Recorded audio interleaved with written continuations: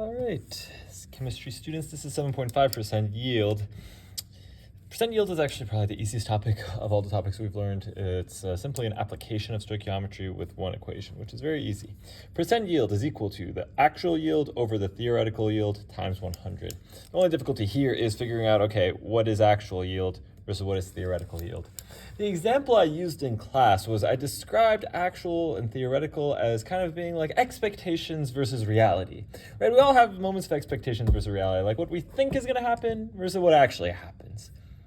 Good example of this is New Year's resolutions, right? We kind of have an expectation of new year, new me, right? I'm going to change my life. I'm going to be different. And that's what we think in theory we're going to do. That's what we expect. And then the reality, actuality, right? What actually happens can oftentimes be a little bit different, right? Because we don't follow through on what we think. And so it's a little bit different. And so expectations versus reality, what we think we're going to get versus what we actually get. Yield is a big fancy word in chemistry for what we produce, for what we make. And so how much we think we're going to make versus how much we actually make. And so here, let's take a look at this example. In this example, we're saying, hey, 4.65 grams of copper is produced when 1.87 grams of aluminum reacts with an excess of copper 1 sulfate. What is the percent yield here? And so here, what we have is, if we think through the equation, we have aluminum reacting with copper plus 1 sulfate minus 2. And so this is Cu2SO4. And then that arrows to aluminum sulfate plus copper.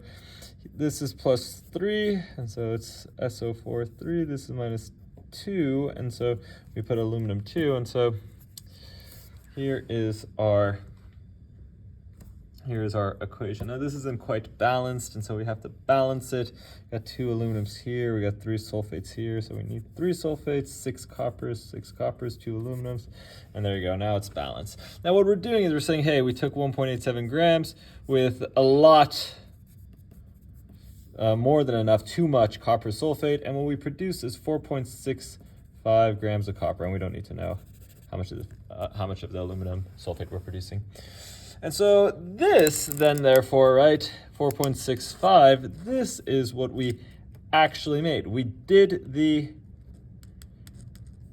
experiment, we ran it, and this is what we produced. And so, okay, so that's actual yield, but then what's theoretical? What do we think we were going to make? And so we can answer that question with stoichiometry, right?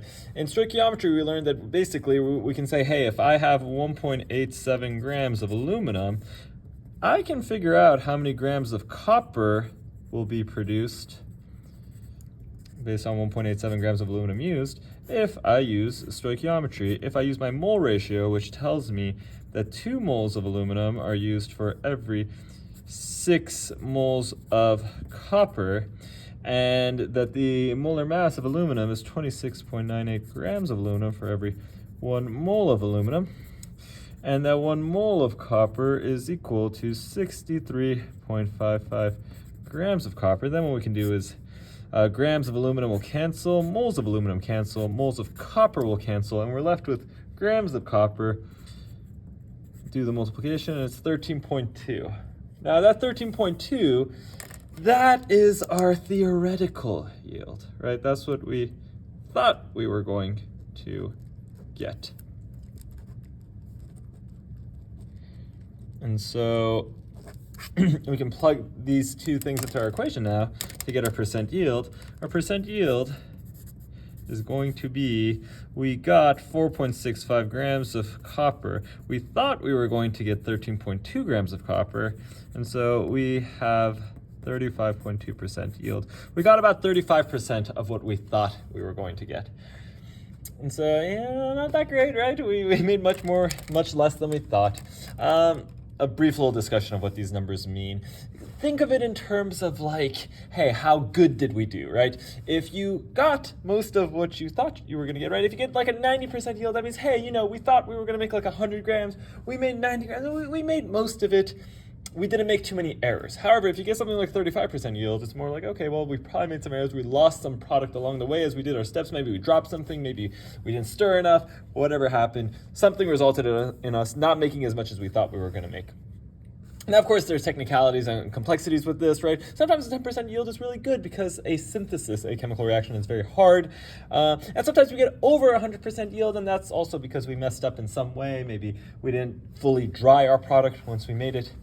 You don't really need to know this, especially if you're a regular chemistry student watching this. But for those of you curious, that's what these numbers mean. But the point is, here's our formula. Use stoichiometry to get your theoretical yield. From the problem, you can get your actual yield. Plug it into this formula, and you will get your percent yield. Hope that helps. Let me know if you have any questions.